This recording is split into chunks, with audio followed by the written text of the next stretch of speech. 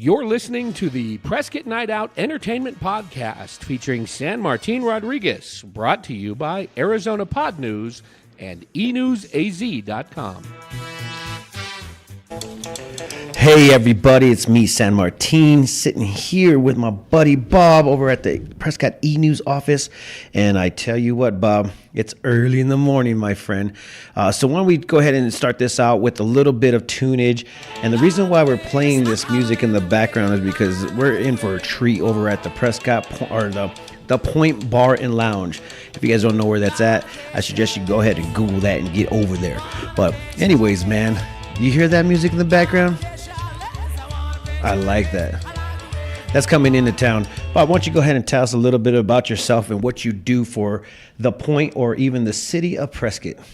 All right. Well, my name is Bob Kolar, and I'm the general manager of the Point Bar and Lounge, 114 North Montezuma, Prescott, Arizona. Nice. And back in the days, the bar has changed a couple names. How far can you go back to the original name? Well, the original name of the place was the Boiler Room, which it started in 1974. And then I'm not sure exactly, sometime in the 90s, it changed over to Sundance's Place. Then after Sundance's Place, it turned into Scotty's. And then after Scotty's, we took it over and turned it into the Point. That is so awesome.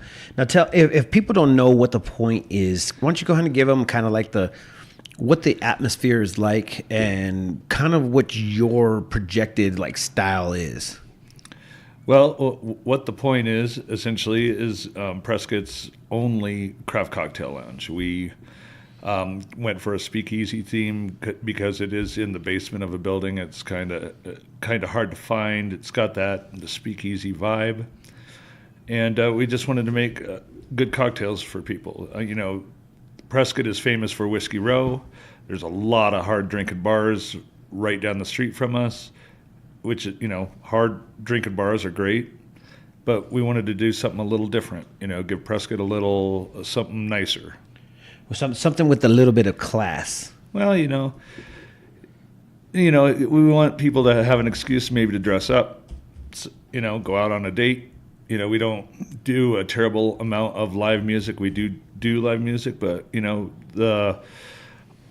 my concept basically was, human interaction is a lost art now. Everybody just sits there. They'll go out and they'll sit next to each other, and they'll be on their phone the whole time. Exactly. Yeah, so, I think human interaction is our entertainment more so than anything, and we put a good cocktail in front of them and give you a starting point, for something to talk about.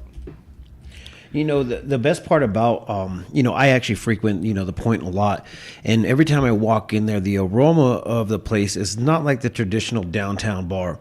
It actually, you can smell like these crazy sweet spices from the garden, man. And I think the mint was one of the things that stick out the most, especially when you sit next to the bar. And then all of a sudden you hear this crazy sound. Explain that little process right there, because that is pretty cool. Well, I mean, a drink isn't just about getting you drunk, that's an end result to it, but you want to excite everybody's as many senses as you can. You know what I mean? You want the drink to look great. When we're shaking the cocktail or that loud noise that you're talking about is our glass froster, that excites the ears. The mint and the fresh herbs or fresh ingredients that we use for the drinks excite your nose, and all this stuff happens before you even tasted the cocktail, and then you taste it and it's delicious. And then it actually like goes and coincides with the taste, which is pretty freaking awesome. Okay, so how did you learn how to be a mixologist? Well, while we were renovating the place, I had a lot of time on my hands. Basically, I'm not much of a construction guy, and I helped where I could. But, I was a high volume bartender, and I needed to learn how to, do a different craft. And so I just started reading and watching YouTube videos and just immersing myself in into what making fine cocktails was about. And I'll tell you what, it's changed my life. It's so much different. You're like a chef instead of just a beer slinger or whatever. Yeah. So and it's really, I obsess about it now almost. Exactly. And when I go in there, I mean, it looks like you take your time to go ahead and actually present the drink itself, and you actually have like a little audience in front of you, and you're just over there like this, crunching the smell of the what do you call those? Muddling the mint. Yeah. And those are the cool things that the Point has brought to the downtown scene. It seems like everybody has their little genre of bars, if that's a correct terminology, but it seems like you do have a good crowd, and it looks really comforting. The atmosphere in there is pretty, like you said, communicating is basically number one. Yeah, exactly. I mean, we don't want to keep the music too loud because we want you to talk, and we find that people come in huge groups so they can all hang out with each other and have good times, and it's not about just having a super loud environment. Trust me, I'm in a band and I love live music. I love it. But, we just wanted to have something more of a lounge, and not just call ourselves a lounge, but make it loungy.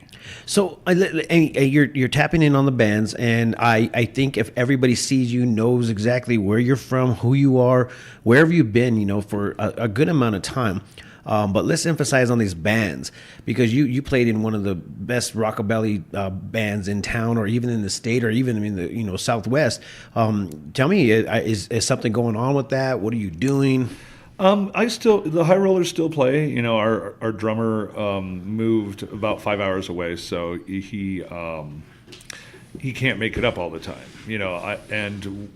With being the GM of the Point, it takes a lot of my time, so I don't really get to play as much as I'd like. But I do. The rest of the guys from the High Rollers have started another band called the Joe Booth Band. And I sub with them sometimes. And actually, we're playing on Tuesday, January 29th, with a rockabilly band from Germany called the Booze Bombs, whose music was playing earlier in the podcast. And that should be a good night. It's Tuesday, it starts at 7, so it's kind of early, so you can actually make it to work tomorrow. the next day, The following day. Yeah. I'm actually going to go ahead and come there and check it out and see if maybe we could probably do like a little bit of an interview with the Booze Band. Booze Bombs. Booze Bombs. Yeah. The Booze Bombs. And it sounds like a lot of fun. Now, tell me, what's the best part about the Point for you? For me, it's just offering Prescott something nice and something different. I was born here. I've lived here my whole life. Me too, man. Yeah. All in one room. This is too much Prescott in one. There's not a lot of us. And, I just wanted to bring something different. My bosses had the concept, but I had to learn how to execute it. So and it's been a lot of fun doing it. And, people in Prescott can sometimes be, set in their ways, myself included. But really, Prescott has really warmed up to our concept, and they really enjoy, us as one of the stops on Whiskey Row. We're not on Whiskey Row, but we're right by there, and I enjoy the fact that they come and check us out. So now, with the entertainment out down there, I know you say you don't play too much music, but when you do play the music, you find some pretty intimate, cool, really diverse entertainment. I walked in there one night, I was like, man, who is that playing? And I still don't know the guy's name, but I think you bring him in as almost like a house band, maybe. I have a Shawn Mcdermott who plays most Friday nights with me, and Nicholas Canuel, who most people know, also plays with him, and sometimes he plays solo, and we do a little more acoustic music on Friday nights just to keep the vibe mellow. We don't want to go too crazy. We want people to come in and right after dinner and enjoy some live music and have a good after dinner cocktail. And Sean's awesome though. Yeah. Tell me a little bit about him. I obviously know of his music, but that's because I walk into the Point. Well, I mean, Shawn Mcdermott, he was living in Texas, and I know his dad. His dad's an awesome photographer around town, and he just moved to Prescott, and he's got a bunch of different bands kind of in the works. But he's cutting his teeth with the solo stuff. Yeah, seems like he knows what he's doing. I mean, it sounds great. It sounds like there's I don't know. There's a lot of talent there. That's for sure. Definitely. He does some great cover tunes, and he has a CD out that is awesome. I've listened to it many, many, many times. Nice. And he usually has them for sale when he's there. Nice. That works out, especially for you to go ahead and get the word out, get your fans going, and start somewhere and starting in a nice place like as the Point. So, going back to the Point, how long has the Point been in business? It'll be 5 years on March 19th. Nice. That's a lot of time. I didn't even think it was that long. I was like, oh, didn't it just open like 2 years ago? No, time flies as you get older, my friend. Yeah, that's what I realized. I mean, I'm like thinking to myself, is it 2020 yet? Right. We just started 2019. What days are we on? We're on the 22nd day, even though this will be aired on Saturday.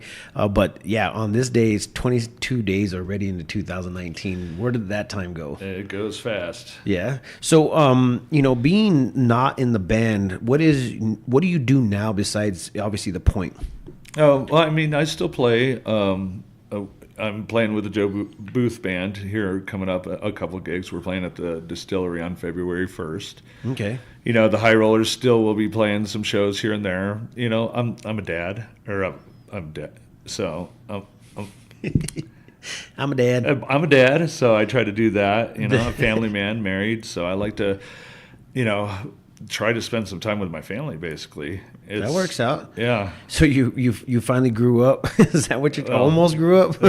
Kind of. Oh, yeah. I still want to be a rock star, man. So not really. Yeah. That's so cool. Well, maybe you could go ahead and pass this on to the children. How many children do you have? I have two. Two? Or what are they? Girl, boy, girl, or boy, boy? 11-year-old daughter whose birthday is today. Oh, happy birthday! Yeah, and then a 7-year-old son. Oh, nice. That's cool. You got a lot of time ahead of you, man. Oh, yeah. A lot of good times, actually. I started late.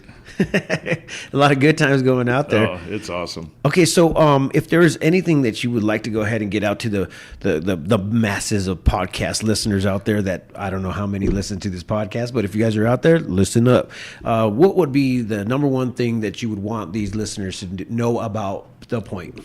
Well, just know that, when we make our craft cocktails are made with the best ingredients possible.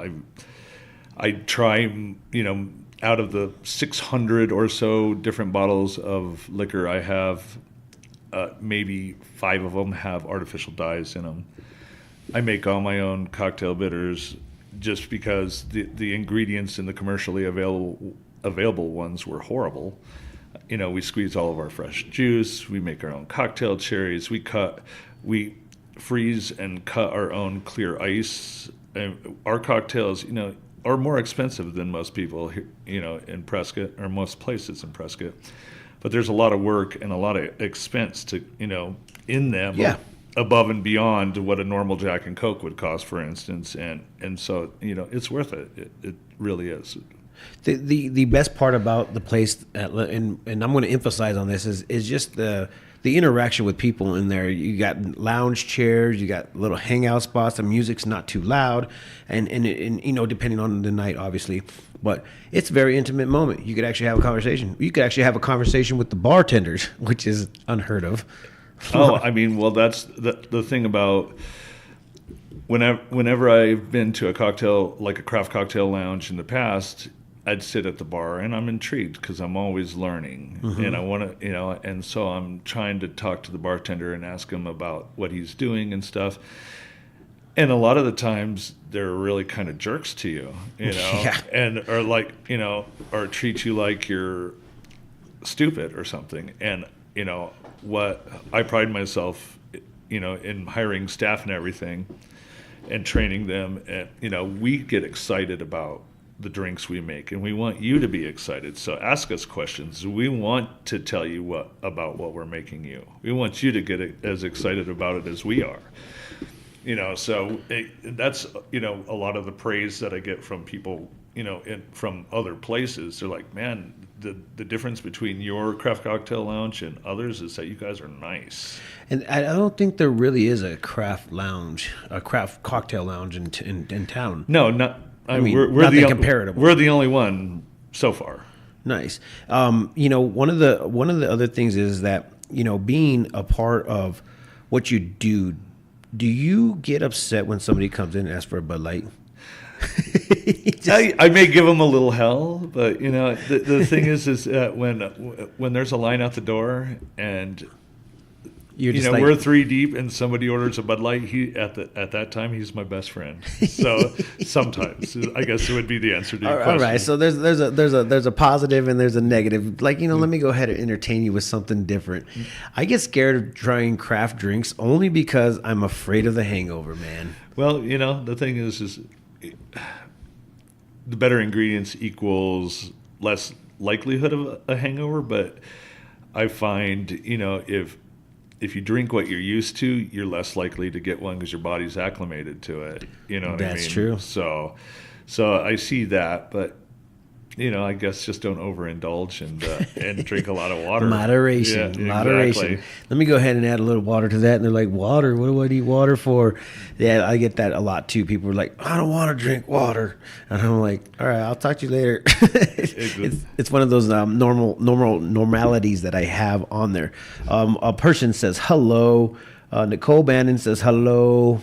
Babette Sanchez says hello. I don't know if you know who these people are, but I know who they are, I think. Okay. I'm pretty sure I do. But they're saying hello, man. Well, so hello. So just to emphasize what's going on, guys. Okay, guys, we're emphasizing what's happening. And on Tuesday, you're going to have a special night of rockabilly music. The original members from the High Rollers are going to be in town playing with the band, Joe Booth Band. And they're doing... the Booze Bombs. Booze Bombs is going to be the headliner, and they're coming from where? From Kalth, Germany. They're actually flying into the United States today. Oh, shoot. Yeah, they're touring all over the Southwest. Once a year, they're great friends of mine. I used to play with them a lot with the High Rollers, and every year they come and play at my place once. Dude, that's awesome. And we're going to play a little bit of their music as we kind of like just, get out of here. So, Bob, I appreciate you coming in so early in the morning. Most bartenders are like, 10 o'clock, 11 o'clock, I'll be there. You're just like, no, let's go ahead and do it early. I was like, this guy's cool. Yeah. So I appreciate you coming in. I appreciate you giving a little bit of knowledge of what you guys do over there at the Point. I hope we could go ahead and get the word out a little bit more than it already is. I mean, because it's always packed down there. What is the best night for you guys? Friday and Saturdays are packed, but any night can be fabulous. And what are the hours and times? We're open Monday through Friday, 4 p.m. till 2 a.m. Saturday noon to 2 a.m. and Sunday 2 p.m. till midnight. Nice. Which are good drinking hour, guys. Cocktail lounges. This is where you go ahead and get your craft drinks. This is where you get your music that you have never heard before or music that you want to hear. Once again, Tuesday of next week, which is the 29th. The 29th, guys, plan on being there. 29th. So I'm going to go ahead and let them play it out. Hopefully we don't get what do they call it? Copyright charge. So if we guys don't see this again, this is the reason why, is because the Booze Bombs has infiltrated our podcast. And yeah, come check them out. Peace.